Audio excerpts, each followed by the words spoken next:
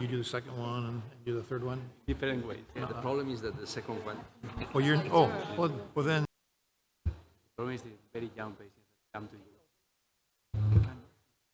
so I think we'll go ahead and get started. Come on in and have a seat, please. A glass of water. So after a busy morning and early afternoon on medical retina, we're going to switch over to surgical retina for the next symposium. We have three very wonderful debates, and we'll introduce those one by one.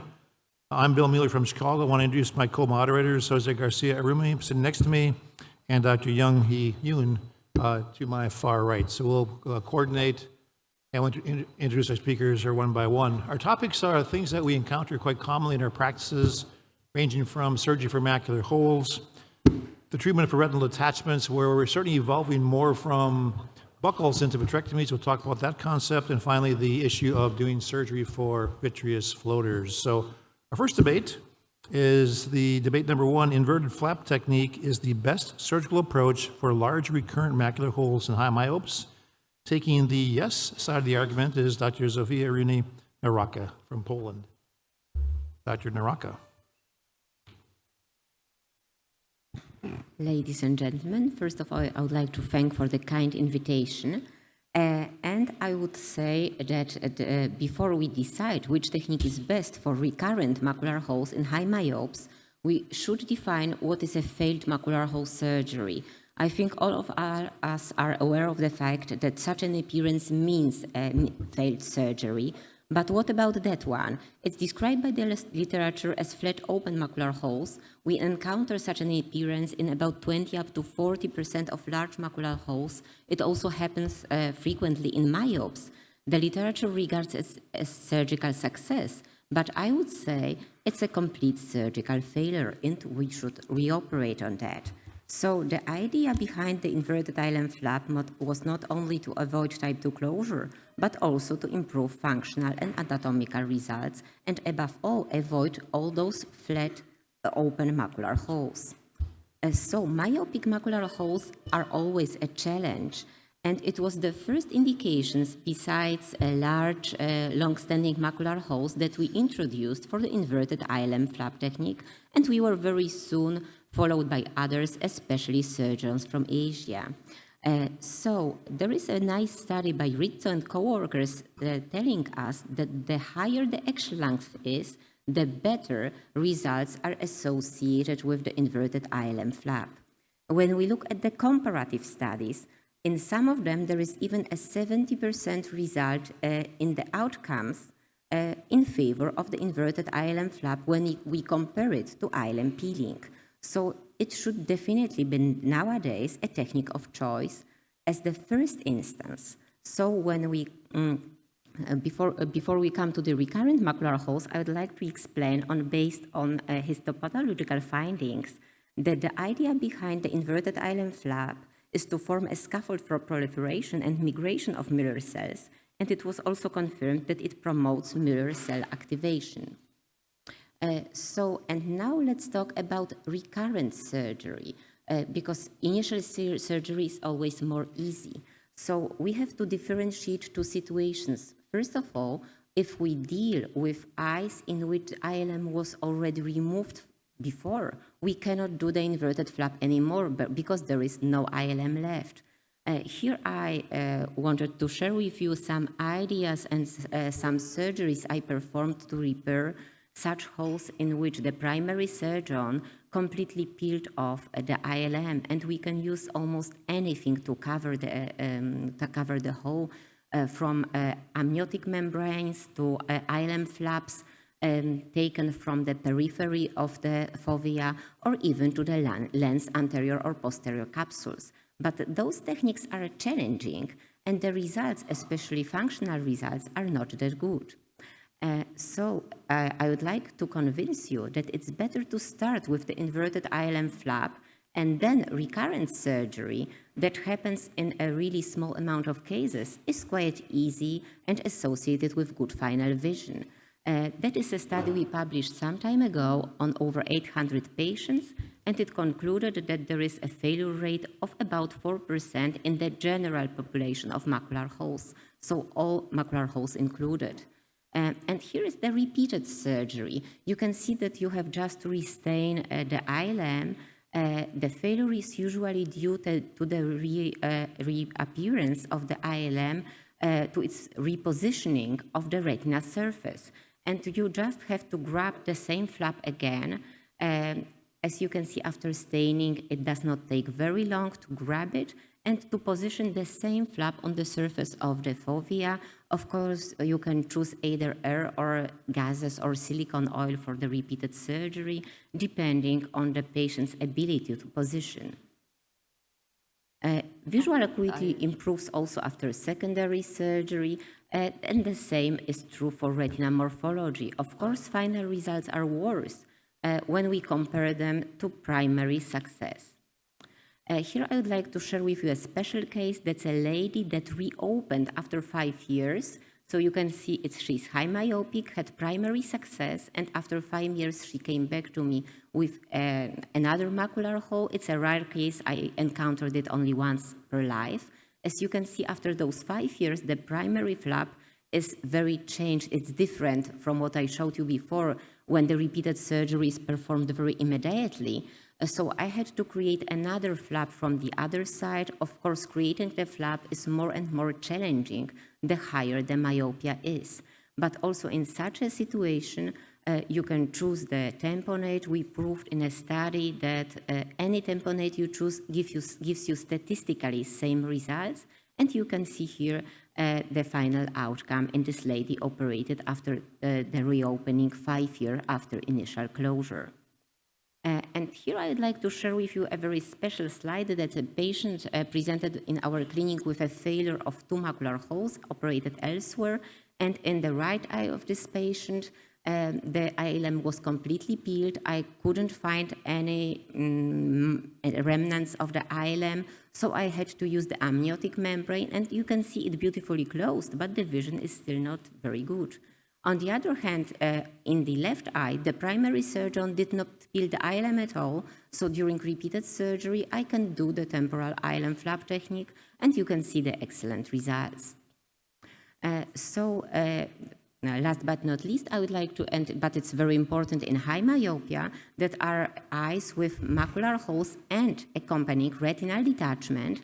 And here is some example. It's quite one of the easier cases because the retinal detachment is only situated in the fovea area, and in such a situation, during primary or even secondary surgery, we can do just the temporal inverted ILM flap to cover the macular hole with the ILM and wait for its final closure. Here you can see that I positioned the flap with a little bit of viscoelastic material. But of course, repeated surgery are always challenging. What we should really focus on is not to put the ILM inside the hole because it is associated with a worse final vision, as stated by this cited study. And here's an example of a patient that was primary scheduled for surgery because of high myopic epiretinal membranes.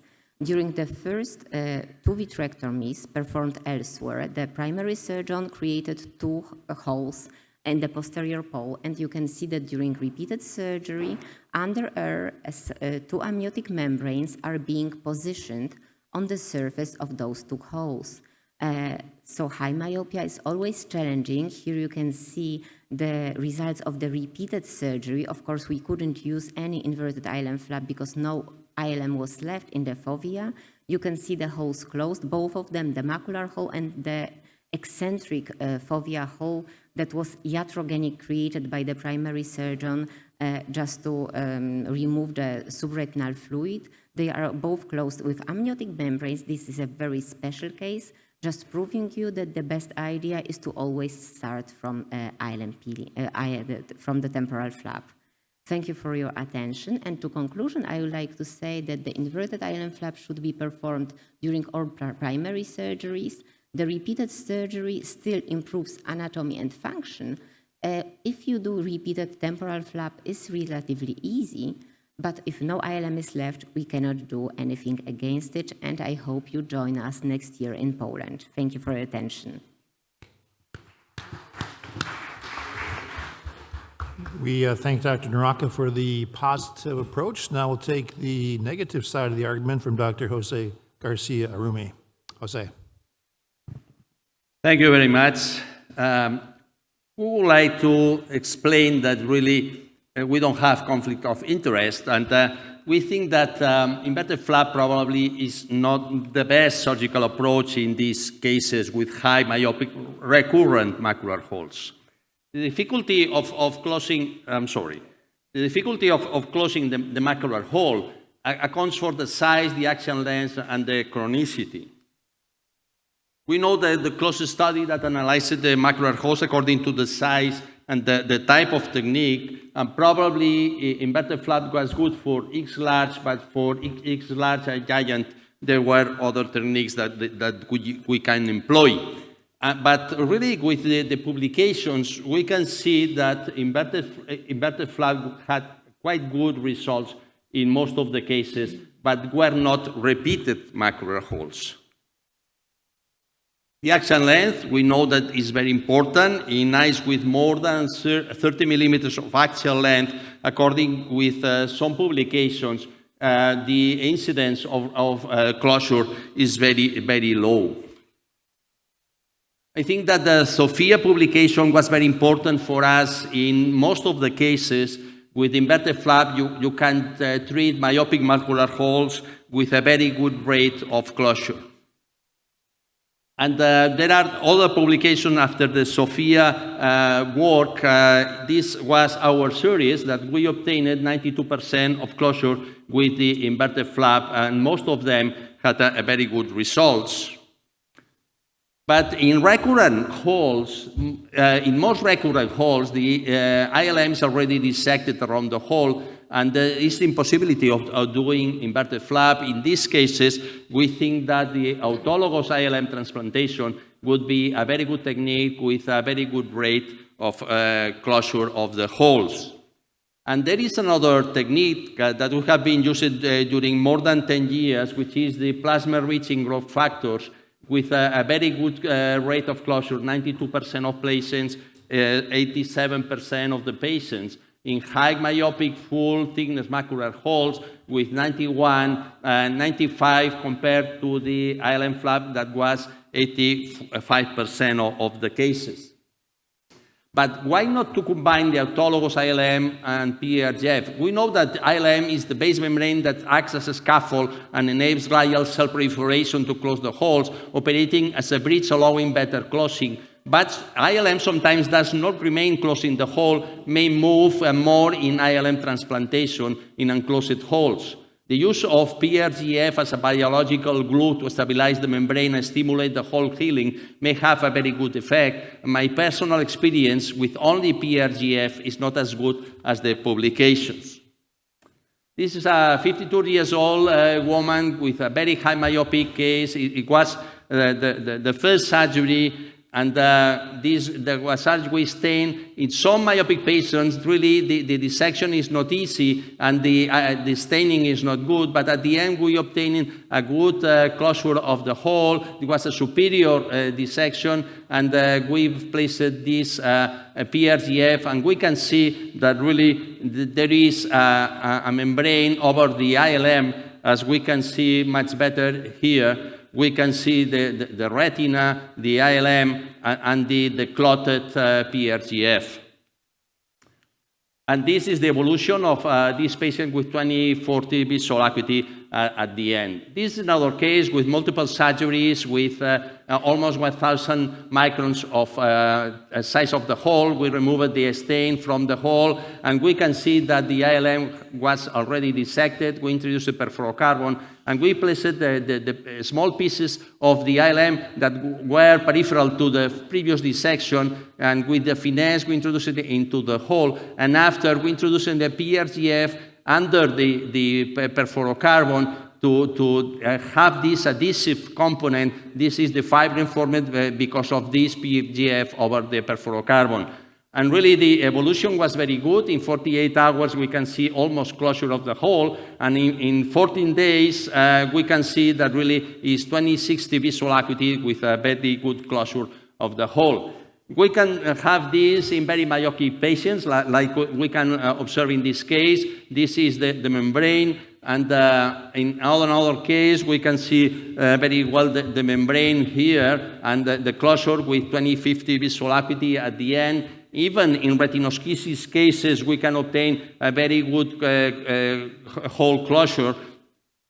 And this is a case with retinal detachment with macular hole previously operated. We will place a small bubble of perfluoro to close the hole and to avoid the passage of a stain, which is toxic in the subretinal space. We injected a little more of perfluorocarbon, and we dissected this ILM outside the previous dissected ILM from another surgeon. And we placed all these peripheral ILM into the macular hole to serve as a scaffold for the glia proliferation and for the closure of the hole. But this piece of ILM is very easy to move. We removed peripherally the subretinal fluid, performed fluid exchange, and the PRGF was placed over the area, and laser was applied peripherally. And we can see the evolution with 20/50 visual acuity in spite of this important staphyloma with a very good closure of the hole. Amniotic membrane was proposed by Ruiz and co-workers that really promotes the hole closure. And we can observe some publications with the recovery of the ALM, the photoreceptors, and really very good evolution with the adaptive optics. But really the technique with the Professor Rizzo technique is to lift the edges of the hole and to introduce the amniotic membrane under the retina. And why not to combine amniotic membrane and PRGF? This is a very big hole, a myopic patient previously operated, and we performed the stain. Really, we observed that the ILM was already dissected, and we used it in this case, the amniotic membrane combined with this PRGF to close the hole. With two forceps, we opened this amniotic membrane is a lyophilized amniotic membrane, and placing into the macular hole, covering completely the macular hole, and with perfluorocarbon we stabilized this piece of amniotic membrane, and after we performed the fluid exchange and the placement of the endored with the PRGF over this piece of amniotic membrane. And we can see that the amniotic membrane displaces a little, but we replace over the macular hole, and after 10 minutes or 7 minutes, you have a complete glued PRGF that stabilizes this membrane. This is it the day after. We can observe here the amniotic membrane, and after 2 weeks, we observe that it's perfectly in the position, and we can observe here the amniotic membrane covering completely the hole, and with the hole completely closed. And this is another case with almost 1,000 microns. We introduced it through the 23-gauge trocar the amniotic membrane. We unfolded this amniotic membrane, placed it over the macular hole, covering completely the macular hole. It's a 3 millimeters human amniotic membrane with the perfluorocarbon. We stabilize it, and this is the intraoppo CT showing the amniotic membrane over the macular hole. And after the PRGF was placed over the amniotic membrane, and stabilizing after the accelerator that we place with calcium. This is the evolution, and we can see here the membrane closing completely the hole. Autologous retinal transplantation has been proposed to close the holes. This is the Global Consortium publication in ophthalmology with really very good results, with a lot of surgeons, and the holes very big, with a mean of 840 microns, and a very good closure rate. Visual acuity improved at least 3 lines. There are publications with very good resolution, but in my hands, really, the transplantation of the retina closes very well the hole, but in my hands does not improve the visual acuity. In conclusion, in most of the cases with recurrent myopic macular hole, there is a lack of ILM to perform the embedded flap. Combined technique of ILM, autologous transplantations, or amniotic membrane and PRGF is especially indicated in big recurrent myopic and retinal detachment by macular holes. This satisfactory surgical technique, SF6, is enough, and the PRGF avoids ILM or amniotic membrane displacement and stimulates the closing. Thank you very much. Jose, thank you very much. I would just like to take a quick poll of the audience. Inverted flap technique is your first approach, I presume? Hands up. Fair number of you, okay. If there is tissue available, will you try an inverted flap first? I have always, this is a lyophilized amniotic membrane, I have always in my freezer. And but in these cases with almost 1,000 microns that are almost giant tears according to the close classification, I think that the ILM flap is not enough. And really with the human amniotic membrane combined with the endoret, I think is a very good option. The problem of placing the human amniotic membrane over the retina without the endoret is that it's very easy that in the post-op period, the amniotic membrane will move. And yes. we have seen that in previous cases. But if you use the endoret, really you obtain a very good biological adhesion by the endoret during 2 weeks, more or less, and after the amniotic membrane remains in place because it's quite adherent. Zofia, counterpoint? Yes, so as I emphasized in my presentation, I think the primary approach is the most important. So if there is any ILM left, I think still either the ILM flap or an autologous ILM transplantation is superior to any other technique, or others are more difficult to perform. And the amniotic membranes, that's a solution, of course, for eyes with no ILM left, but the amniotic membrane can also move from place. And it can in that instance, it can reopen. Yeah, I was going to ask our two speakers what they do to try to make sure that their flap or their amniotic membrane stays in place. You kind of answered already. What kind of tamponade do you use as far as SF6, C3F8, area, et cetera?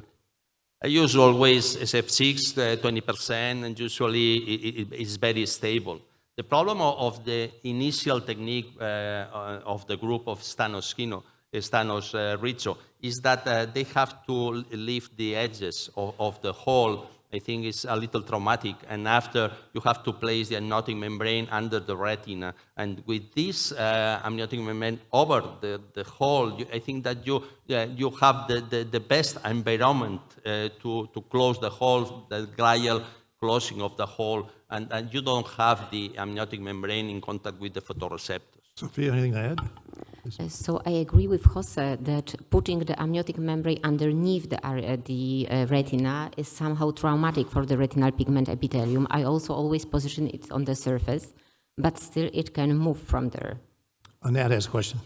No, I wanted to comment when people started to talk on how do you keep it in place. So just last week at the Fuji Retina, I presented one of our cases that in the first surgery, the inverted flap technique was used, and the hole didn't close. It was followed up, and we prepared amniotic membrane and everything for the second surgery. However, when we went in, it was just the inverted flap returned to its place. So all we needed to do is to put him back again, and this time intact it, and now it worked. So I just wanted to comment this and just ask if, again, about the technique on how, if there is anything that you can do to prevent such a recurrence of the flap to where it is. Any follow-up comments? Either. I usually put some viscoelastic in the first surgery and advise the patient strict face-down positioning, but of course you never succeed in 100% of cases. For how long the face down? I usually advise for 3 days. But I use only air, so after 5 days, there is no tamponade left in the eye. 5-7 days, there is no tamponade. But still, I completely agree with you that if we have recurrent surgery, and I showed it also in the movie, it's very easy to repeat the inverted ILM as long as you have some ILM left.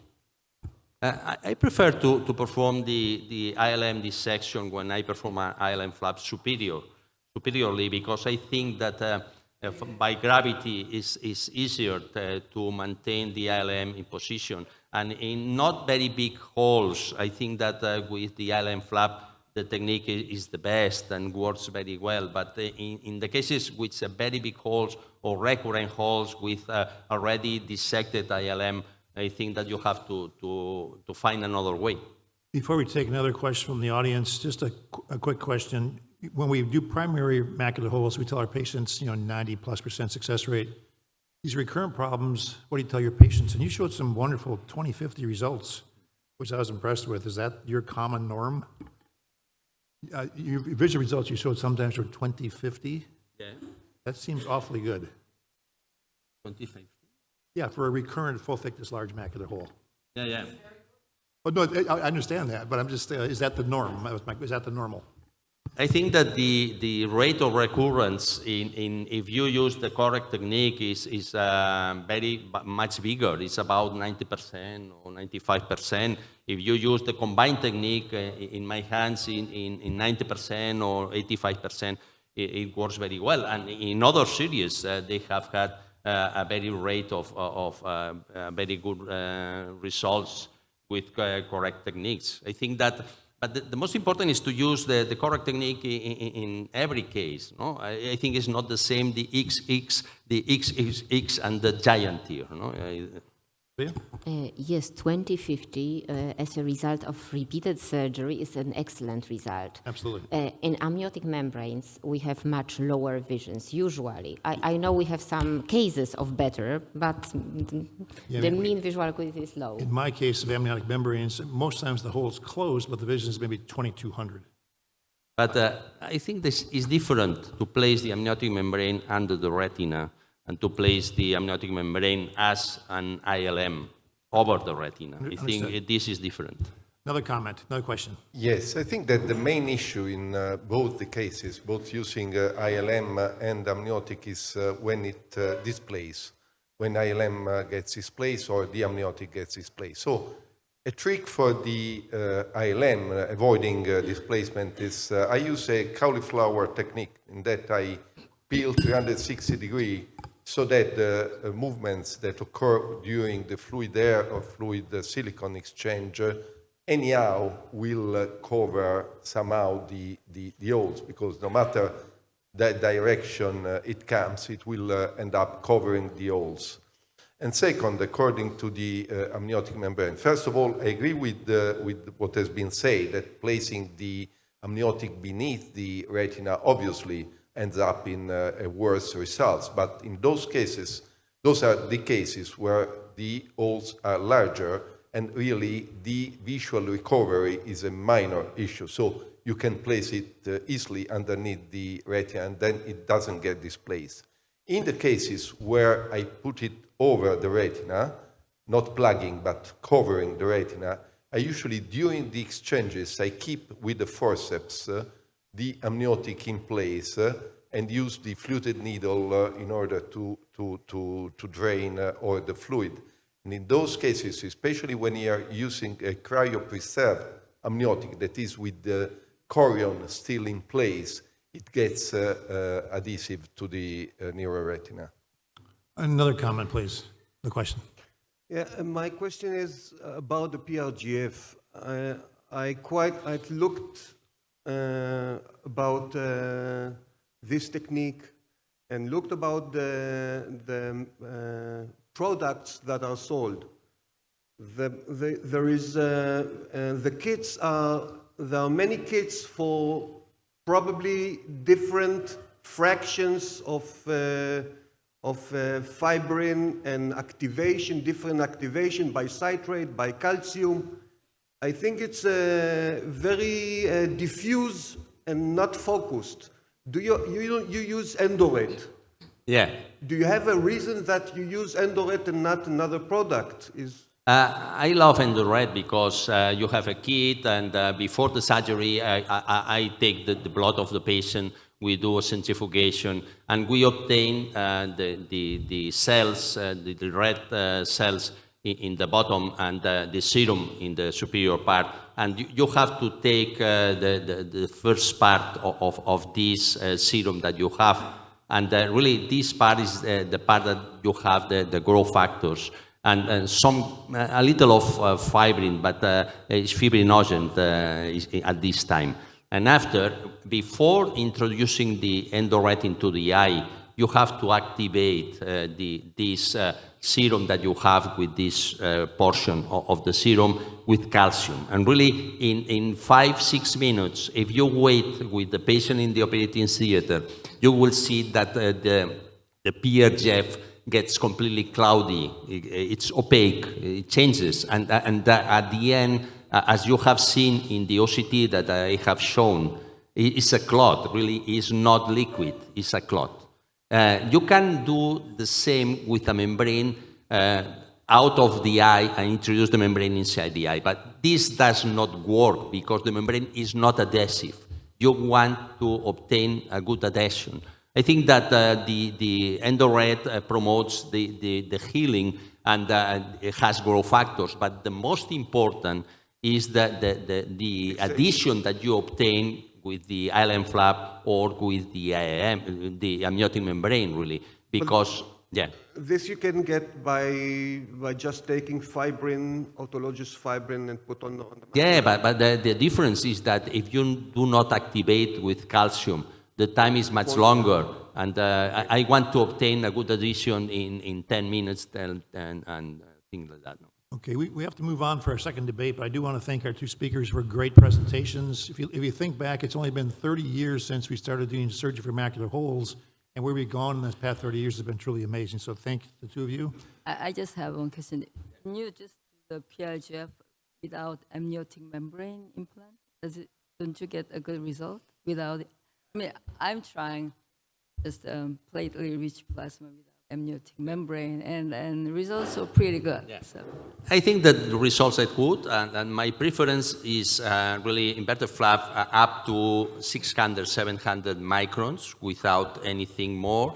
In recurrent cases, in most of the cases, I use the combination of ILM transplantation, which is, I think, a very good technique combined with the EndoRed, or the PRGF alone. But in most of the cases, I use the PRGF to fixate the ILM or the amniotic membrane, not alone, because my results with only EndoRed were not as good. I had probably 75% of close rate, which was less. Jose, thank you. Thank you very much. Yeah, I like to.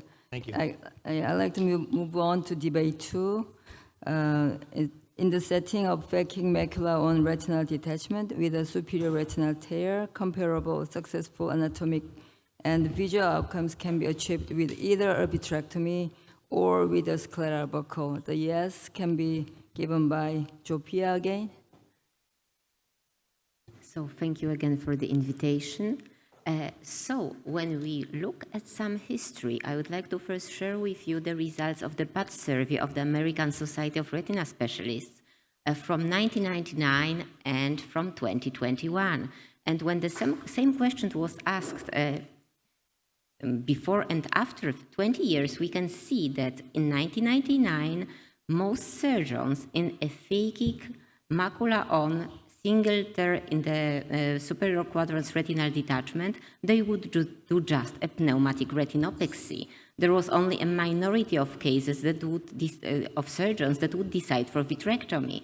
What changed in the 20 years that now 1/3 of surgeons moved to vitrectomy and stole those 30% from the pneumatic retinopexy? So, is it like that scleral buckling is regarded nowadays as a really old-fashioned technique, like an old state of art, and is vitrectomy more fashionable, more fancy, and we tend to do it more often? Is that the reason of this change? So I would like to talk with you about some studies. So first, the SPR study we all know very good that tells us that in phakic patients, patients after scleral buckling have a better visual acuity. But if we dive inside this study, we will see that there is no change between the scleral buckle technique and vitrectomy in PVR and the primary anatomic success rate or the final success rate. So when we pool the general population, those both techniques are generally the same. Now let's move to the EVRS retinal detachment study. That's probably the biggest survey on retinal detachment up to date. It describes over 7,000 of patients operated across many, many countries. And this study concludes that the lens status is not the most important, as taught by the SPR, but the most important would be the PVR grade of the patients. And the higher the PVR grade is, the worse the final results. But that's also the general population. And if we focus on particular cases, we can see that the scleral buckling and retinopexy is superior when compared to vitrectomy when we have low PVR grades. The difference is smaller and the results are almost same in patients with PVRB. Those growing charts are showing the failure rate.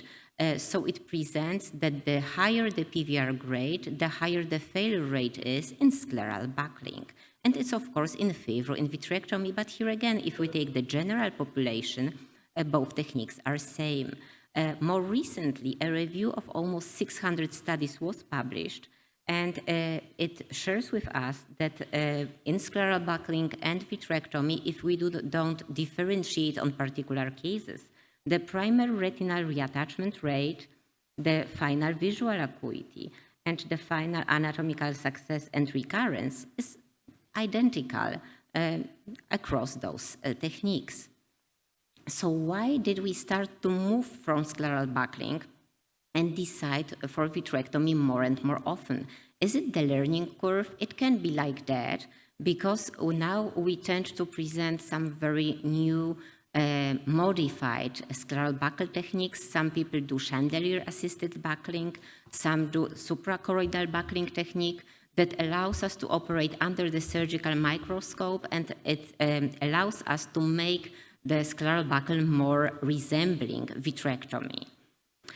But in this presentation, I almost forgot to talk to you about pneumatic retinopexy, and it's still a valid technique nowadays. Coming back to the EVRS retinal detachment study, please look at the failure rate. The failure rate is lowest with pneumatic retinopexy, and we still can apply all the other techniques even if pneumatic retinopexy failed. And now let's focus more on the post-operative details. I would like to share with you our study on 150 patients imagined with swept source OCT angiography.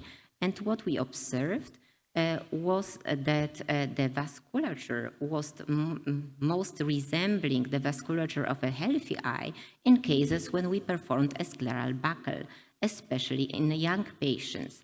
With age, the difference diminished, which would favor scleral buckling in older pseudophakic patients.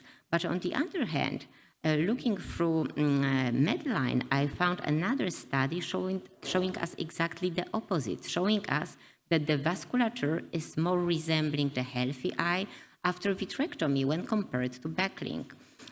What can be the reason of such a difference? Of course, there can be a difference in the exact techniques we and the other researchers used, but also the primary situation of the eye can be a difference. In eyes that we define as macula-on, they somehow can be macula split, and also the macula-off cases differ depending on the time of macular detachment before surgery. There is a very nice paper by Canadian researchers, by Mooney and co-workers, focusing on the outer retina and showing us that with the growing time after detachment, the outer retina changes more and more, and the curvature becomes more increased. And because of that, such a case where we see a not so very high macula of retinal detachment, but still the outer retina is relatively changed, the final results will be worse when compared to, for example, a macula split case. There would be also an interesting debate focusing on the fact whether we should peel the ILM during vitrectomy or not. Me personally, I usually peel the ILM in all cases where the macula was off before surgery. I don't peel it in macula-on cases. So again, when we pool the whole population, we can say that both techniques are identical and the results in all the big studies are same between buckles and vitrectomy, but our cases are not identical. We have some very particular cases. We are forced to make very particular choices. Here you can see an example of a superior macula-on retinal detachment, but that is a giant retinal tear. In giant retinal tears, almost always vitrectomy is the method of choice, and here you can see this technique applied in this particular situation. Why I think it's only in almost most cases, because here you can see a giant retinal tear that I lasered about 15 years ago, and this patient did not have any surgery. I only performed laser photocoagulation and the retina is attached, and the vision is far better than after the vitrectomy I performed in the other eye of this patient. Of course, if you would have to vote, you should vote that both techniques are the same, but if I ever happen to have a retinal detachment in my own eye, and I happen to visit any of you, please do me the favor and perform pneumatic retinopexy in my eye. Thank you for your attention. Next speaker will be Dr. Diego Ruiz Casas. He's going to be against Zofia's presentation. Thank you. Okay, thank you for the kind invitation for the meeting. And I'm my lecturer is here. I'm discussing that past plana vitrectomy and scleral backing actually do not get the same anatomical and functional results in phakic macula-on superior retinal detachments. These are my disclosures. And when we are talking about superior retinal detachments, we can be talking about different things. If we have a patient with a superior retinal detachment due to superior traumatic retinal dialysis, this is a different thing. The vitreous is completely healthy and attached. Another scenario could be this one. It's a very young patient, myope, with a superior retinal detachment due to atrophic retinal holes in the periphery, and with a syneretic vitreous, but also attached. You all know that these cases are mostly inferior, but they also can be superior. But in these cases, scleral buckling is the elective procedure since it provides with an excellent anatomical and functional results without the risk of the iatrogenic damage induced by PVD induction in a retinal detached retina, in attached retina. But we are going to discuss this particular case, which is the most common case. It's a middle-aged patient with a superior retinal detachment due to superior retinal tears. The macula is on and the vitreous is detached. And these three patients can be treated with pneumatic retinopexy, vitrectomy, or scleral buckling. But what do vitreoretinal surgeons are usually doing? What do they when in the operation theater? Most surgeons are performing vitrectomy. Scleral buckling is only performed in 5% of cases. It is a dying art, and it is a technique that has been abandoned by the frequency of vitrectomy and because of the incompetence with the indirect ophthalmoscope. And this is a reality. Regarding the meta-analysis that we can find in the peer review literature, we can see that the surgical retinal detachment outcomes are the following. The success rate globally is the same for plana vitrectomy and scleral buckling, especially if we only regard randomized clinical trials and we do not regard the observational papers that can be biased by the competence in certain technique. In pseudophakic patients, plana vitrectomy is better, but in the subgroup of phakic patients, the success rate is the same with plana vitrectomy and scleral buckling, and this success rate is extremely low, from 64% to 86% of cases, with a rate of redetachment of 25% of cases. These are very poor results, although in macular-on retinal detachments, they are better with a success rate of 93%. So they get very low outcomes.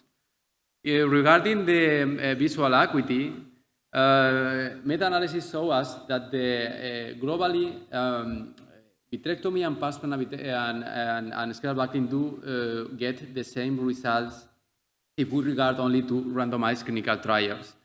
Of course, in pseudo-phakic, the vision is the same, and in phakic patients, it is different. In phakic patients, initial visual acuity is lower in pars plana vitrectomy compared to scleral backing, but the final follow-up is the same because the cataract induced by vitrectomy has already been operated on. There are very few papers analyzing the subgroup of phakic macula-on retinal detachments. And they show us, especially the ASPR study, that pars plana vitrectomy gets much better visual acuity, at least in the short time, than scleral backing. Scleral backing gets better visual acuity than pars plana vitrectomy with a difference of 0.2 logMAR. And the success rate seems to be the same and very low.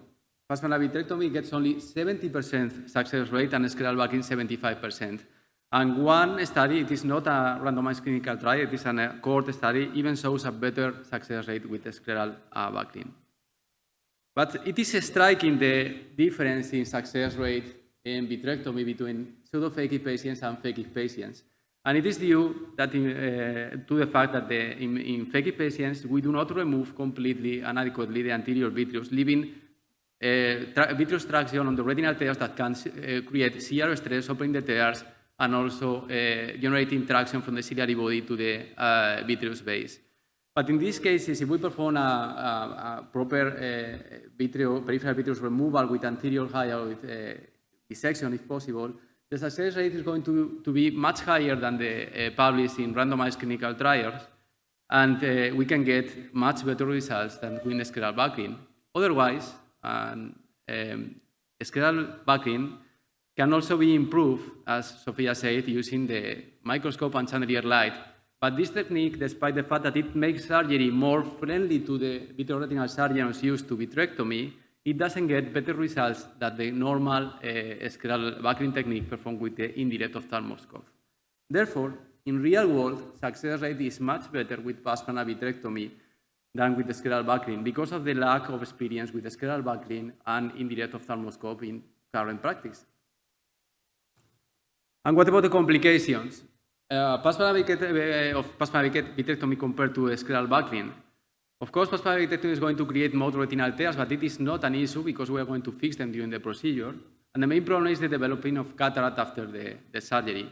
However, the treatment is quite simple, performing a phacoemulsification, and it can even improve the situation, the refractive situation, and the presbyopia of the patient using a multifocal IOL. And besides, it will remove the floaters of the patient that can be extremely bothersome in 30% of people. And meta-analyses have shown us that pars plana vitrectomy do not increase the risk of PVR as was thought before. Scleral backing has been traditionally considered a safer procedure than vitrectomy because it is not an intraocular procedure, but reality is the opposite because scleral backing has very severe potential complications with a high risk of subretinal and choroidal hemorrhage, hypotony, and choroidal detachment, especially if we perform subretinal fluid drainage. But if we do not perform this maneuver, there is still a high risk of persistent subretinal fluid in 30% of patients and a risk of diplopia and refractive change. So, again, pars plana vitrectomy is safer than scleral backing, especially if we do scleral backing with subretinal fluid damage. The main problem with pars plana vitrectomy is that it increases the risk of low integrity retinal attachment because of the presence of corrugation in the outer retina and the inferior displacement of the retina because of the persistent subretinal fluid and the buoyancy effect of the gas bubble. Although this low integrity retinal attachment is associated with macula-off retinal detachments, it may happen in up to 40% of macula-on retinal detachments. And this is because no matter what technique we use to drain the subretinal fluid, there is always going to be some remnant of subretinal fluid that can be pushed downwards and generate displacement of the retina. Of course, we can try to avoid this, performing as much subretinal fluid drainage as possible with perfluorocarbon liquid, and if there is persistent subretinal fluid, leaving some premacular BSS and performing an incomplete gas filling, and also instructing the patient to keep a straight face-down position for the first hours. But anyhow, we are going to get a risk of inferior retinal detachment and turning a macula-on retinal detachment into a macula-off retinal detachment in the postoperative period. On the other hand, scleral buckling has a very low risk of retinal displacement, only 26% of patients compared to 50% of patients in pars-plana vitrectomy. And this is particularly interesting, if we do not drain the subretinal fluid, the retinal displacement is going to happen only in 7% of cases, much better than the outcome we get with pneumatic retinopexy, that it is 15% of cases. Therefore, scleral buckling do not also get better visual acuity, but also better best corrected visual acuity, but also a best quality in the vision because of the high risk of high integrity retinal attachment, especially if we do not perform scleral subretinal fluid drainage. But scleral buckling can be made in different ways, from minimal scleral buckling, which will provide us with the best functional results, but probably poor anatomical outcomes, to increasing the better outcome with encycling procedures, or turn a pneumatic retinopexy in something called pneumobuckle, which is extremely useful in these cases. You use your pneumatic retinopexy and also add an encycling band located at the expected position of the vitreous base, and this band is going to relax the traction created by the gas bubble, and also for the persistent vitreous traction that you have not removed with pneumatic retinopexy. And this technique has proved to get excellent anatomical results of even more than 95% of cases, still with the advantage of having a high integrity retinal attachment. So my conclusion is that vitrectomy is the procedure that is going to get the best anatomical success rate, despite the fact it is going to create cataract and it has a risk of causing metamorphosia because of retinal displacement. But on the other hand, buckle can provide us with the best visual acuity outcomes, despite it's not going to remove the floaters, it is going to change the refraction, and the main problems with this is the lack of competence actually with the technique and the risk derived from the subretinal fluid drainage maneuver. Thank you very much. That's it. Any question or comments from audience? Sanat. I personally think that the reason that people are not doing buckles is because they don't know how to do buckles.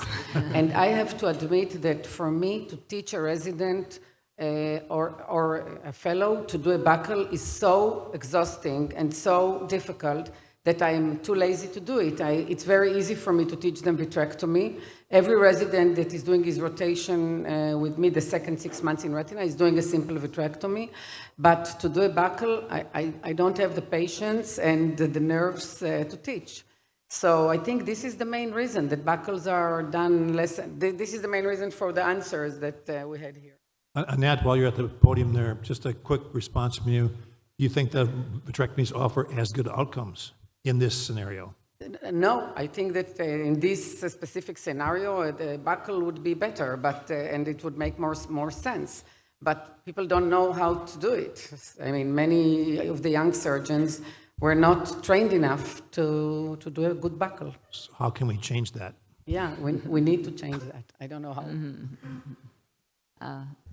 Yeah, I just want to follow on Anna's comment, and thank you very much from both of you for this extensive overview, and everything you said is fantastic. Let's go practical. You already have shown some cases. Staying on the topic, superior detachment, phakic patient, and whatever else I don't remember. Let's pick up a specific patient. He is 16 years old, or 20 years old, or 30 years old. Is there still space for any debate? To me, it's buckle, full stop. no vitrectomy in those cases. But still, I see some surgeons who go for a vitrectomy in a 20 years old with this type of retinal detachment. To me, that's unreasonable. I just want to know what is your approach in this type of very young patient. So in very young patients, and especially in macula-on detachments, my primary choice would be pneumatic retinopathy whenever it's possible. Yes, we talk about superior tears, yes. If it's above, if it's inferior, of course, for buckles. But macula-on superior phakic retinal detachment, in almost all cases, I would decide for pneumatic retinopathy. My first choice would be scleral buckling. I agree with you, Paolo, that the most important factor is the status of the posterior hyaloid. If you have a completely attached posterior hyaloid with retinal detachment, which is quite common in young patients, but you can observe until 40, 50 years old, I think that with a superior tear, it's much better to perform a scleral buckling because it's a surgery that will work really very well, which allows the recovery, the posterior recovery is very, very quick. You will avoid cataract, and I think it's safer for the patient. But if you have really a posterior vitreous detachment, I think it's different. In those cases, probably it's better to perform vitrectomy. What is your opinion of the? I fully concur. I agree also with Pepe, and an important thing that Paolo came out with is that in these cases, especially patients with no PVD, if you go for vitrectomy, you are changing the game. So if you have still the vitreous attached, you have no risk of pre-retinal PVR. And when you detach the posterior hyaloid, then you have the risk of posterior PVR. So in these particular cases, actually, vitrectomy induces more risk of PVR than scleral buckling, not in cases with no PVD. So it is super important to vote for scleral. For me, it's pneumobuccal if superior and scleral buckling if inferior. I guess there are two more people Yes, waiting for. I would raise some more issues. First of all, when you talk about vitrectomy, and you forgot to name one of the complication I found extremely worrisome in the long term, because we are talking about the visual results, so we have to think of visual results in short and long term. Long-term visual results of vitrectomy is also impaired by the raised intraocular pressure, which is a thing that occurs in the vast majority of these patients. And if you are operating on a young patient, this actually is an issue. Second, I just want to as Paolo did, pose a clinical scenario. Last week, Thursday morning, I operated on a young colleague, orthopedics, with a similar detachment with a scleral buckling. Next Monday, he was operating in his own theater. So I think that also thinking of visual results in the time lane, it's a matter of answering the question was posed. Thank you. Next. Yes, two comments. One, I agree with Anat about the difficulty to teach that surgery to the young surgeons. There are very few cases, and with the rotation of the residents and the fellows, it's very, very difficult. Second point about the risk of episcleral surgery is the drainage of fluid and the risk of bleeding under the retina. And this is just random. And when it happens, when it bleeds under the retina, especially on macula off, then you lose central vision forever. So even if the risk is low, if there is of vitrectomy, of course, with endophthalmitis, etc., I think that when you have had once a subretinal hemorrhage related to the drainage, you don't want to do it again. But in this case, you have to enter into the eye and to displace the subretinal hemorrhage. You cannot stop and go so on. If you displace the blood by doing vitrectomy and injecting perfluorocarbon, and if it's necessary to placing some RTPA to liquefy the blood, the final visual acuity is not bad. the problem is to live like this, that it occurs, but you have to remove this blood from the macular area. Maybe, but then you take the risk of another complication after a complication. So. I thought, One way to avoid this is when you are performing your scleral buckling with the chandelier light and you drain the subretinal fluid with direct visualization of the needle under the retina or one kind of special scleral depressor with needle that can depress the retina. If you see that it is bleeding, in that case you press more and you can compress it and control it. So for me, subretinal fluid is a maneuver that has to be done with the direct visualization of what is happening to the eye and not from the outer of the eye. So I think this way the surgery is safer. okay, I guess really depending on the case, even the young patient with a phakic, with a superior detachment, still, like Asians, we have many high myopic patients with vitreous floaters and sometimes inferior retinal tears and all those things. You know, sometimes you have to do vitrectomy better than buccal. But of course, the simple case like this, probably buccal will work pretty well. One final real quick comment. I just want to, you know, Pepe, you're, Jose, I want to comment on what Pepe commented. Jose, you're describing like, okay, if you have blood, go in, do the drain the blood, put TPA. We all know it's very simple for you, but for it's not such a simple procedure, and it makes everything with more chances for complications. And for people who are maybe less experienced than you are, and I'm not saying it cynically, we all know what you're doing, but there is a large variation, and the simple vitrectomy many people are doing, so you know it can happen, and it then brings along a huge surgical procedure. No, I fully agree, but I think if you are able to remove this blood, you have to remove. Otherwise, the final visual acuity will be very bad. But otherwise, if the surgeon is not capable to remove the blood, the best is to close the eye and to wait for another day to another surgeon. I understand. Well, stay tuned. This topic will be debated again in the future, I'm sure, but the evolution is certainly more toward vitrectomy, but there's pros and cons both directions. Jose, take us into our third debate. Yeah. We have to move to the third debate. Plana vitrectomy is safe and effective in the management of symptomatic vitreous floaters. Isabel Relimpio will say yes, and William Mieler will say no.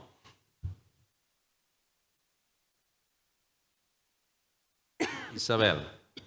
I'm trying. No, it's but I only see myself. I don't see the.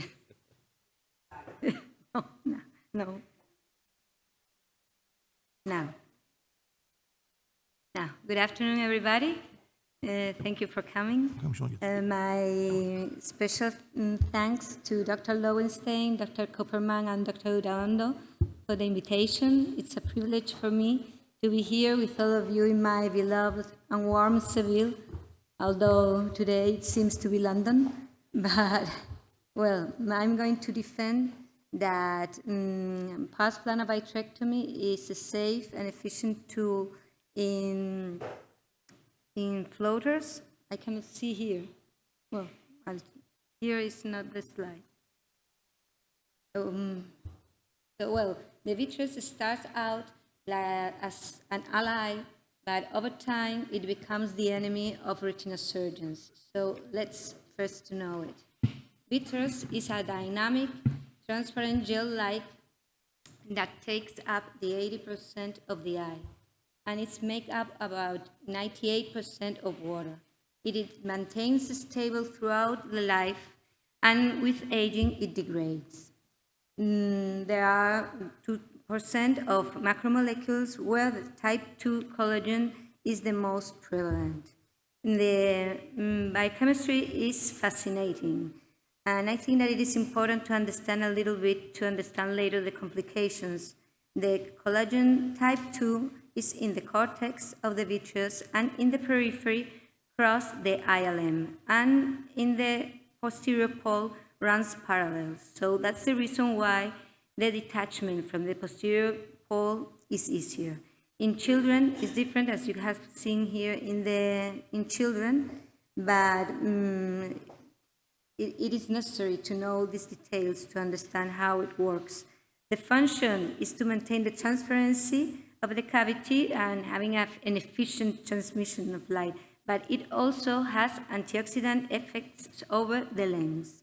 Well, these symptomatic floaters, psychologically to patients, they feel like some terrible, and they are constantly seeking for second opinions. We can classify them in primary or secondary, and PVD is the main cause of floaters in all consultants. When you have a refractive error or with multifocal lens, the problem increases. Well, the floaters can have enormous differences, as you can see here in these pictures, no? But they are not considered a medical problem. The patients has to be informed about it, so they feel a bit more peaceful, no? But because sometimes they will move, and with the cognitive adaptation, they often can disappear. They claim about visual impairments and reduction in the contrast sensitivity, and it is seen in a survey by a smartphone that it is in less of 50 years, it disappeared in 67% of the patients. But to treat them, first of all, we have to demonstrate it. So PROMS is the way that we have to demonstrate the quality of life of these patients. We have some questionnaires, but psychometrics parameters are less documented. Looking at all these articles for this talk, it was surprising for me to find this data that patients are willing to shorten their remaining life even 11% to become asymptomatic, but they even would undertake to a procedure that would have a mortal rate of 11% and a risk of blindness of 7%. They would sacrifice more than for AMD or glaucoma, and really I haven't 2 months ago this information, and I find it surprising. We have objective methods until more or less this year wasn't so efficient, but the wide-angle OCT is revolutionary. Now we are able to explore all the interface and the vitreous layer until the periphery. We can diagnose with a high precision the different clinical conditions. We are going to be able to know if the posterior vitreous is completely detached or not, or we have an anomalous detachment in the periphery. So we can reduce lifetime risks of retinal detachment and making this surgery a surgery to solve a threat, but not only a pathology that it is trivial or natural like our floaters. We have 2 ways of treating them, neodymium JAG laser or plana. The laser JAG, well, it has a small curve of learning, it's less invasive, are used for small ossifications, but we don't have randomized controlled trials with vitrectomy to know which is better, no? And it is also documented that even it has complications like glaucoma, cataracts, hemorrhage. And the European Vitreoretinal Society says in this article that it has a limited efficiency, and they have even potential risk like damaging the retina. So other articles has a small size to be more important. So in my opinion, plana vitrectomy is the golden standard thanks to the new technology and of course made in expert hands. Nowadays, being a retinal surgeon is easier than 30 years ago. It's no comparison. The visualization is better, the instruments, everything is better. So for pathology that in nature is benign and it has no threat, well, I can understand the controversy, but the satisfaction rates you can see here in the slides, it goes up to 94, and with YAG laser only to 65. But in my opinion, here you can see how strong is the vitreous in the periphery. I'm sweeping it with the hemostata. And in my opinion, the most important tool are the trochers. It is true that microsurgery, it has helped for the inflammation a lot, and it's a huge advance. But I remember when the trochers weren't used, how getting in and out from the eye, how we made tears at the periphery. And those tears nowadays in expert hands doesn't exist. Here you can see in another section of axillary body how with a very high vacuum we are removing the vitreous from the pars plana. It is really, really attached. So with those movements, making tears is easy. That's why I think that in some articles, they speak a lot about iatrophygenia, but some of them are done with 20 Gs. With micro-incision vitrectomy, well, they have improved the design, they overcome potential limitations as greater stiffness, and, well, some of them speak about not cataract formation, but it's in those that they haven't removed all the vitreous. And another articles speak about that it only took 90 seconds more with 27 G than with 23 Gs. Here are the rates of complications, but I think in this case was because it was a partial vitrectomy, and some of them was with 20 G. Major complications at the retinal detachment, there are several percentage in different articles, but CEVAC speaks about 1% in a prospective study. Cataract, well, it's a complication, but the main age is 59 years old. Well, in my opinion, a lot of people is removing his lens at 40s, so for me it's not a problem. And watertight sclerotomies are important because we avoid hypothony and endophthalmitis with 27 Gs. But if you don't get it, you can make a suture, and it's another thing that I don't find it a problem. No? But it is amazing, we are usually doing a lot of surgeries for improving the quality of life in cataracts with different types of lens all day. So looking at the complications that some years ago and nowadays has these other complications that we are doing in patients that doesn't have cataracts because they have a transparent lens, the complications are similar to removing floaters. Here in cataract, in myopics, well, you have a 5.07 of traction in maculopathy and of retinal detachment, an incidence of 0.6. So vitrectomy for floaters has a safety profile comparable to cataract surgery.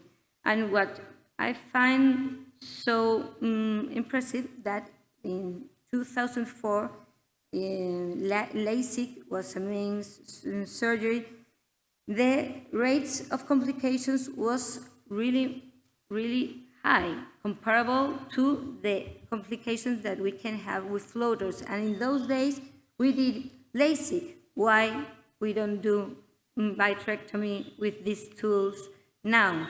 So I think that in expert hands, the technique, in my opinion, has to be a posterior vitrectomy complete with PVD, with microincision, suturing wounds if it is necessary. The expert hands are important because if you have a complication, you can solve it in that moment. And the same prophylaxis and in cataract surgery. The ideal patient, pseudo-phakic with a PVD, older than 55 years old, because the detachment is going to be easier, and to wait about 6 months. So, well, the patients has to be consulted about all this, But I think that the conclusion is that first, not to harm, but you have to see a balance between the risk and benefits, and at the end, the patient is who is going to choose if he wants to go to an observation or to a surgery. Thank you very much.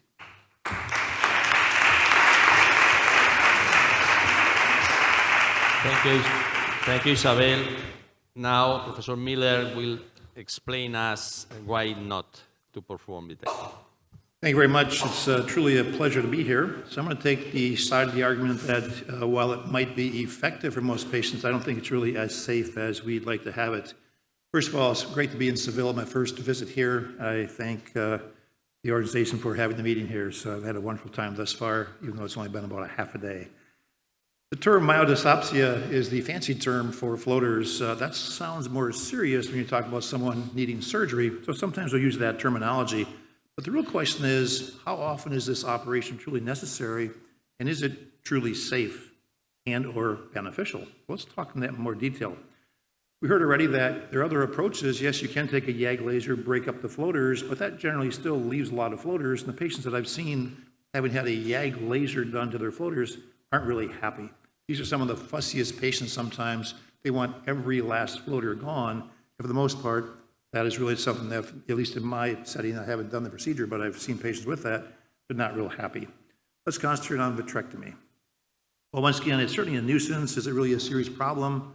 That varies from person to person. Some people find that this is so-called vision degrading retinopathy. Jerry Sabag used that terminology. It can annoy the patients immensely, and surgery to alleviate the dysfunction certainly can be done, but it doesn't come totally risk-free.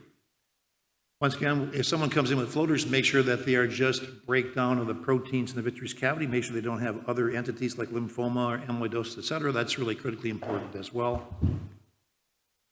A number of editorials have been written over the past 10 to 15 years. Now, I will acknowledge that years ago it was really felt that this probably wasn't the best thing for patients. Pat Wilkinson, 15 years ago, Stefan published reports that said that it's probably not the best thing for patients. Over the years, this has become a bit more acceptable, but still there are concerns. Patient selection is really critical. Most surgeons will induce a vitreous separation when doing the procedure, but recognize that Jerry Sabag, in his numerous publications on this entity, does not do that. Now, at the end of my talk here, I'm going to point out that Jerry had a published paper last year showing that patients that did not have the vitreous separation induced end up requiring a second operation once the vitreous did spontaneously separate. So bottom line is that there's concerns either way. The question you have to ask, is the psychological profile of these patients the same as other patients? And the answer, for the most part, can be no. A lot of these patients are really, really bothered by floaters. Really, this is an entity that really bothers them immensely. I have to comment that a friend of mine who does this procedure, a number of patients in Chicago, advised the patient that he didn't think that surgery should be done. That patient committed suicide that night because this was such a bothersome problem. So just make sure that you investigate the patient's psychological profile as to how concerning this problem is in the scope of life. So once again, Cohen 10 years ago published a report showing that 6% of surgeons actually do so-called floaterectomies. And keep in mind that people that do more surgery in general tend to do more surgery for floaters as well. Individuals that do less vitrectomy cases tend not to do this type of surgery. So the barriers are really expectations of the patient, and then might you be looked at poorly if you're doing a lot of these cases yourself as too aggressive of a surgeon. Technique, once again, as we evolved from 20 to 25 to 27 gauge surgery, do we get better results now? Are there is there outcomes better? Is it safer? Well, not exactly, and we still see issues with some persistent floaters, hemorrhages, retinal tears, detachments, even endophthalmitis. So this, once again, even with smaller gauge surgery, it doesn't come risk-free. And look at here, papers published now 10 years ago, Mason, retinal tears in 7% of patients, transient macular edema, 3% of patients. I mean, granted, most patients were satisfied, but it certainly does not come risk-free. Other complications, once again, risk of retinal tears reported by TAN, 16%. And once again, this paper is 14 years old. Are results better now? Perhaps a bit better, but still these issues do occur. 9% of patients were dissatisfied. a year after their surgery, and 5% suffered permanent visual loss. Is that safe and effective? I don't think so. But, recognize most patients can do well, but those numbers are still very high for a procedure that really isn't absolutely necessary. So it's really important to well inform your patients of the potential risks of the procedure during their informed consent. Even cases of endophthalmitis have been reported by the group down at Bascom-Palmer, granted only one case per se, but just recognize that you'll see pretty much any complication ranging from persistence of the floaters, endophthalmitis, retinal tears, detachments, all can occur. And while most patients are satisfied, are these numbers still in a satisfactory category as far as recommending this to be a safe procedure? So macular holes have occurred as well. And the list goes on and on here in terms of the potential complications. And then look at the bottom line here. About 16 of the 64 patients in the study by Han required eventual cataract surgery after their vitrectomy, which of course can hasten cataract formation. So bottom line is that if we come into, are there randomized controlled clinical trials? Not exactly. A couple have been proposed, but never really fully carried out except for a few patients. There was a meta-analysis done a couple of years ago, and this kind of gets back to the point, is the surgery done today safer than 10 years ago? Well, patient satisfaction is still quite high, but look at this, the data from 12 databases from 2 years ago: cataract, 32%, retinal tears, 3%, detachments, 1.5%, edema, endophthalmitis, all can occur. So going back to the issue of Jerry Sabag, this issue of, okay, if you don't remove the posterior hyaloid, is there a lessened risk of a retinal tear detachment? Well, probably yes. But then you face the issue of, you follow these patients long enough, they might require a second operation when they eventually do develop a spontaneous vitreous separation. And Jerry pointed this out very nicely in a paper that was published in 2023. 14% of his patients where a limited vitrectomy had been done initially required a second vitrectomy when they developed a posterior vitreous separation. This number actually was a bit higher. A jury reported a follow-up paper, not published yet, at the Ville vitrectomy meeting a couple months ago. The number is down to about 17%. So to summarize, a significant percentage of patients who seek vitrectomy surgery may have differing psychological profiles, oftentimes with somewhat unrealistic expectations. These patients are really honed in on the issue of their floaters. It's kind of it interferes sometimes with their lifestyle. And as I mentioned to you, patient committed suicide after being declined having surgery. So just recognize this can be a serious psychological concern. They may be dissatisfied with the outcome of their so-called, warranted or unwarranted surgery. Complications may occur even with small gauge surgery, even as we all have hope to become better surgeons over the past 10 to 15 years. Most tears probably are seen in the setting of detachment of the posterior hyaloid, but then recognize, as Jerry Sabag has pointed out, with a limited vitrectomy, then you face the issue of the patient perhaps needing a second vitrectomy a few years down the road. So is there a safe level of complications? The point was raised by Isabel that this may be as safe as cataract surgery, but do complications occur in cataract surgery? Yes. You can have macular edema, you can have endophthalmitis, et cetera. All these things can occur. In addition to the persistence of visual symptoms, the progression of cataract, complications such as tears, detachments, macular holes, endophthalmitis have all been reported. Numbers are fairly small, but yet they're not zero. The patient needs to be advised of these concerns. The general attitude of vitreoretinal surgeons certainly is changing over the years, becoming a bit more supportive of this concern. There was a nice discussion of this topic last year at the ASRS, which was held in Sweden, but yet recognized is still not fully accepted as this being a truly safe procedure. So a patient truly convinces me that he or she wants to have surgery, vitrectomy for myodysopsia or floaters, understands the risks, and seems to have a reasonable psychological profile. What do? I have them see someone else to have the surgery done in their office. I'm just not a believer in this. I think that the concerns are still significant, and while it is safe for many patients, I just don't perform the surgery for my patients. With that said, I want to thank the organization for allowing me to partake here once again, and as I pointed out, it's great being here in Seville, and I look forward to spending a little bit more time here as well. Thank you.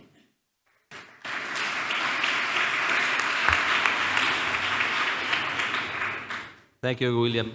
I would like to know how many surgeons in the audience perform surgery for floaters, vitrectomy in selected cases. Please hand. Not too much. I see your hand go up. I guess the degree of phlebotomy is degree of opacity you're talking about. And then as Isabel said, because of the technique development, troca, wide-angle illumination, and the small gauge vitrectomy makes the surgical risk very low. But as Bill Mieler said, cataract is not avoidable, but as American doctors, they don't do cataract surgery at the same time, so that's the problem. But for us, or European doctors, if you're like over 50 years old, you can do cataract in 5 minutes in addition to vitrectomy, and so make a, I guess, difficult decision a little bit difficult between you and me. From? I respect that.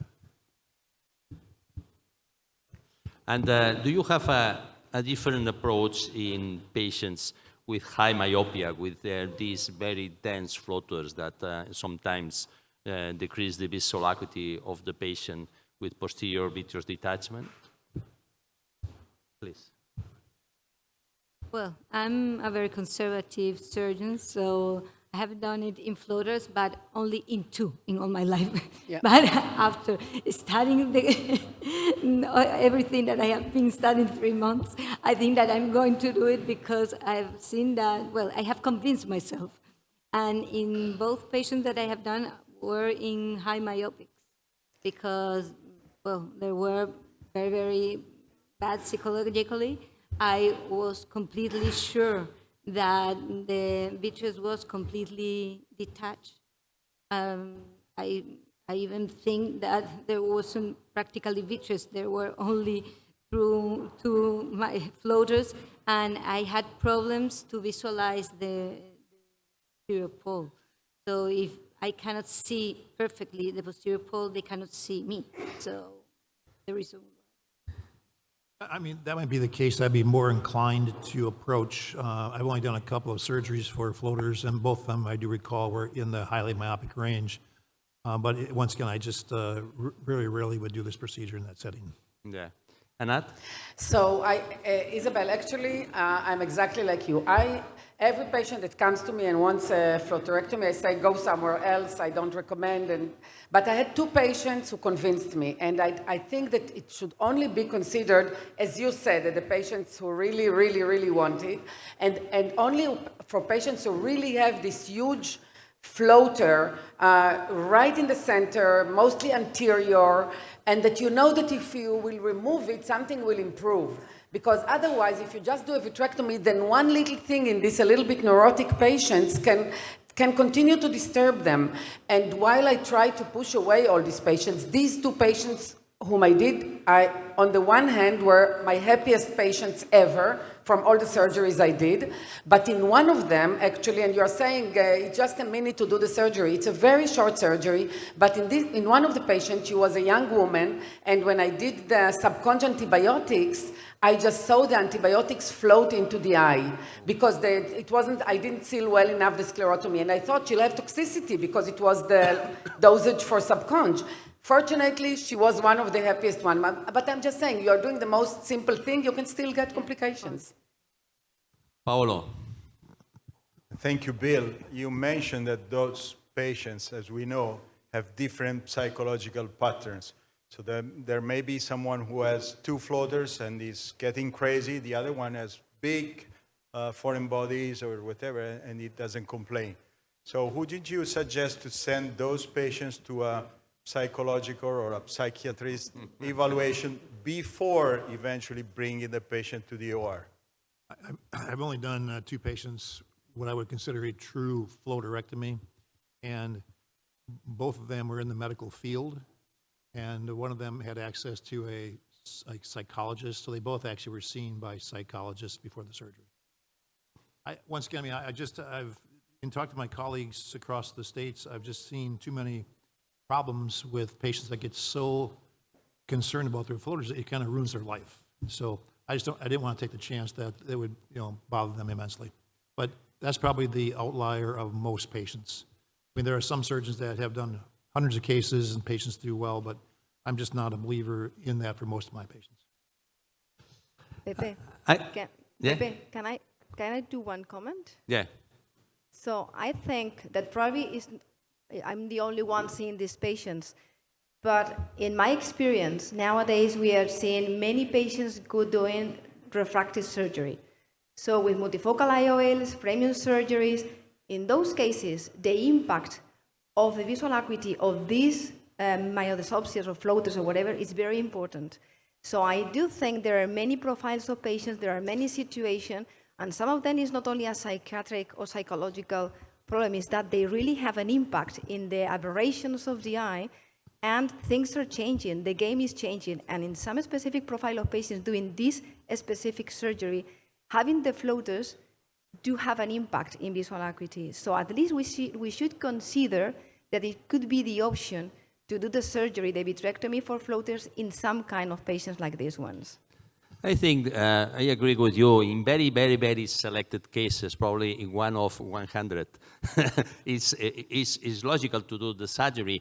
And I have to say that I have done the surgery for floaters only in 3 patients. There are the patients that I have had more happy after the surgery, because this is not only an ophthalmological problem, it's a psychological problem. And people that couldn't go to work, couldn't do anything because they always were looking at the floaters, because they only were thinking about the floaters. After the surgery, they stop of thinking this and they do the work and they are much happier. But I think that we have to do this surgery very conscious and to explain very well to the patient that what is the floater and which are the possible complications of the surgery. As Bill has explaining to us, and there are some important complications like endophthalmitis. I agree with Patricia with this, because in these patients, usually myope patients, pseudophakic with a trifocal IOL, they have a lot of straight light, and the quality of vision is quite poor after the posterior vitreous detachment. And besides, you are going to reduce the risk of retinal detachment in these cases, because with this trifocal IOL, you cannot check the peripheral retina. So this is a perfect scenario to perform vitrectomy for floaters. For me, I think they could even should get a phaco-vitrectomy, phaco-refractive vitrectomy, to reduce risk and to get better vision. And the other complete opposite scenario is this young patient that is coming to you with completely attached vitreous and complaining of vitreous floaters, coming for the tethered vitreous floaters that are over the bursa premacularis. And this is the worst case, and I agree with Professor Mieler that this case is better to be operated by someone else than you. Mark, please, the last question. Well, Pepe, you bring up a really important thing, that the surgery is also affecting them psychologically. So let me take a page out of another specialty which deals with the same sort of problem where the patients can't take it. It's called tinnitus. Mm-hmm. They hear the ringing and they just cannot take it. And you know what they did? They developed ways to behaviorally modify them. They have very sophisticated techniques. And you know what we do to our floaters patients? We say, they'll get better, wait 6 months. But we don't really provide a behavioral modification technique. And I think there's a lot to be done there. We could really develop a whole new area here, working with psychophysicists, just like they did for tinnitus. I think it's, as you talk more about it, I haven't thought about this topic for a long time, but as you talk more about it, I think there's a real opportunity to develop a nice field to help many of these patients. Thanks, Mark. Well, that concludes our surgery symposium for today. Now, keep in mind, we have another session on surgery tomorrow, but don't go away right now. It's Vision Academy time with Barry and Annette. So thanks to the speakers and our moderators. Thank you. Thank you. It's good. Next slide.